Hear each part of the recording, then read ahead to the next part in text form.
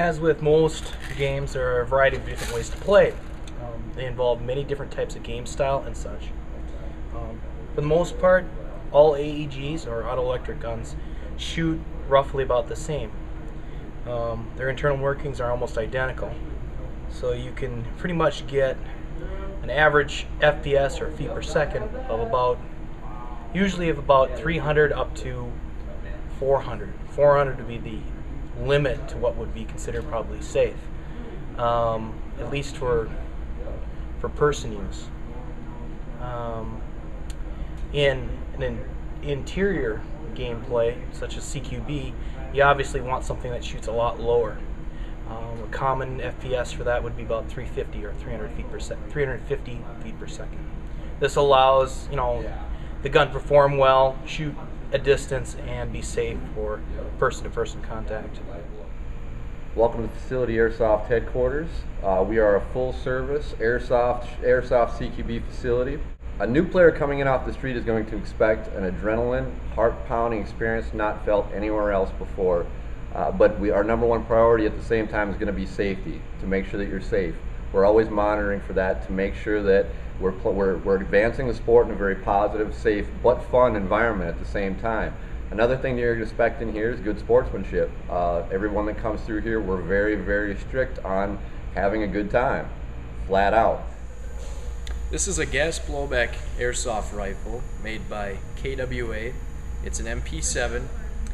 You can either use it as a pistol or you can use it as a rifle.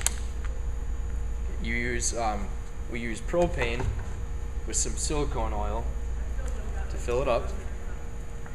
Only needs a small charge. Then we load the BBs right down the center.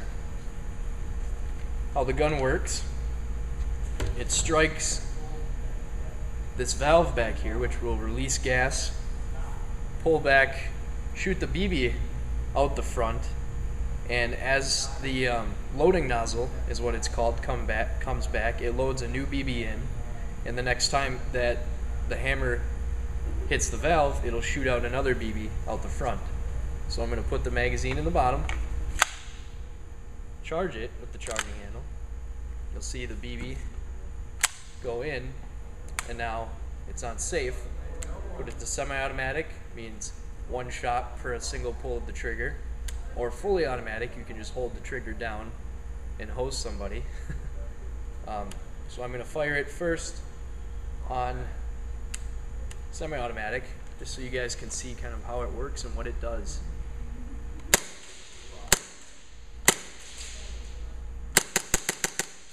That's an advantage of the gas blowback rifles in Airsoft, is you can pull the trigger as fast as you want, a BB's going to load. A lot of upgraded electric rifles will do the same thing, but it's definitely advantages. The realism, the gas blowback, you can feel it, and now I'm going to fire it on full auto.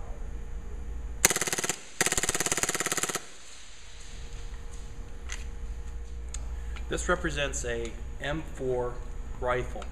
It is a replica. It allows you to basically shoot non-lethal BBs at people.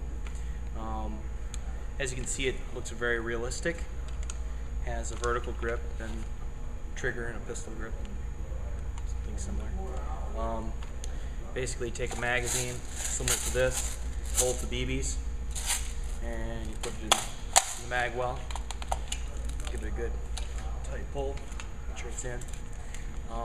These guns are different from paintball guns in the fact that they run off of batteries, which are located, it could be located several places throughout the gun. On this particular model, it shows it in the back. So let's shoot it a little bit.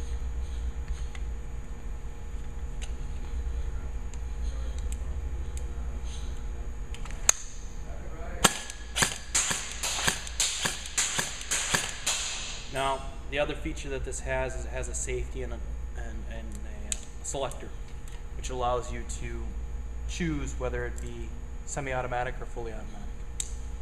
This is fully automatic.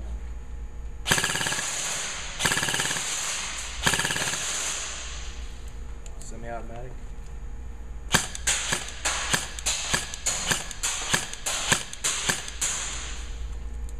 When entering entering the safe zone, you want to hold the magazine,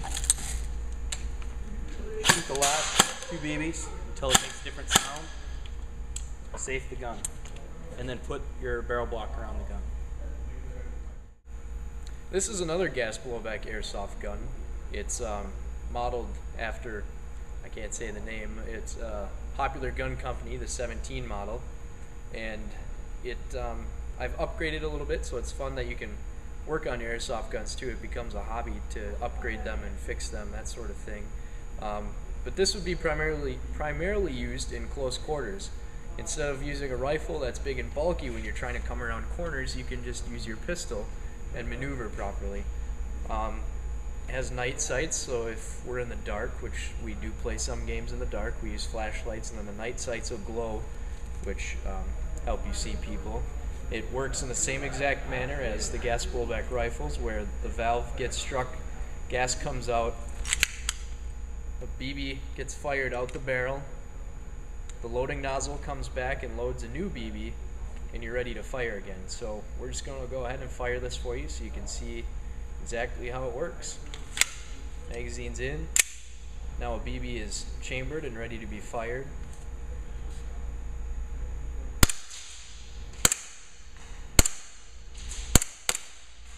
BBs come out slower in the pistols, so that way it's not going to hurt as bad if you get shot close up. It doesn't have as high of a velocity as a lot of the rifles that we'd use out in the woods.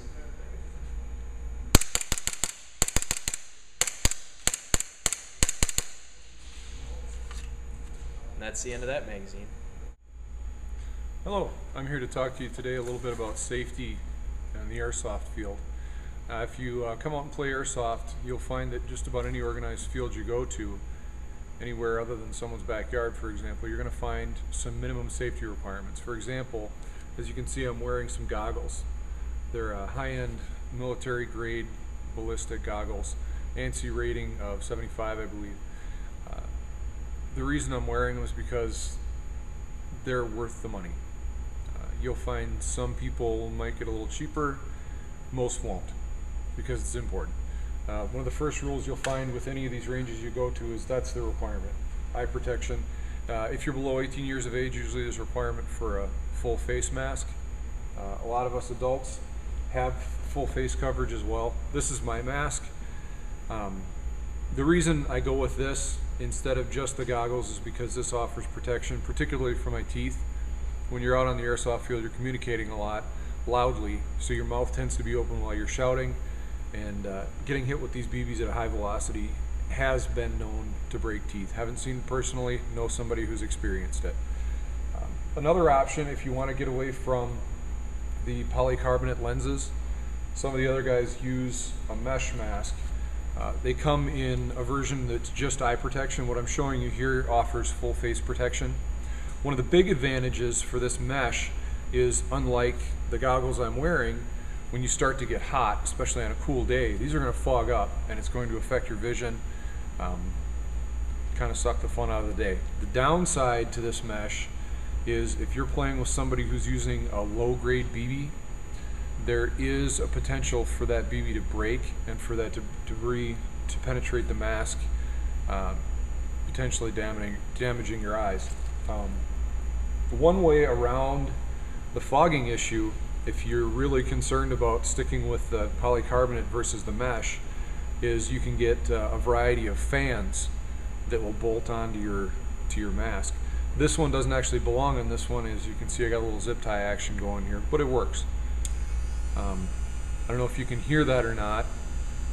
It's mildly annoying, but it's far less inconvenient than having your lenses fog up on you. I think that just about covers the variety of some of the more quality eye and face shields that you'll find when playing airsoft. I hope this has been informative for you. Thank you. We focus very heavily on safety. Safety of the sport is #1 concern to us. ANSI rated goggles are very important. In fact, they're required. You have to have them. Some type of face protection is also required. It's on you if you want to wear a full face mask, unless you're under 18 years old. Full face paintball mask is required at that point. Our rule set is very simple. We don't put any rules in effect that we cannot enforce. It's very important to us. It's very important when you come in, and if you're new and you've never played the sport before, come in, make sure that you're not blind firing. It's very important. Make sure you can always engage your target. Number two, you never want to shoot up towards the ceiling. Always keep it nice and level. That's also very important. If you're new to the sport, you want to come here. We also have a full rental shop to make sure that you're not going out and buying something, spending lots of money on something you're not sure if you're going to like or not. That way you can come in, test out the different type of weaponry, and then make an actual educated decision on what you're going to buy. An average game would work like this. During our open session, we have one real big staple that we use every time, and that's a 10-minute kill count. What that involves is a team starting from each end and coming out and engaging in live combat and going back every time they're hit, and an elimination occurs from a direct hit, not from a ricochet, not from hitting your weapon. You would then head back to the dead zone, which is actually one of our safety measures to make sure that you're not continually being hit while you're out. You would tally your score, and the team at the end with the least amount of deaths is the winner.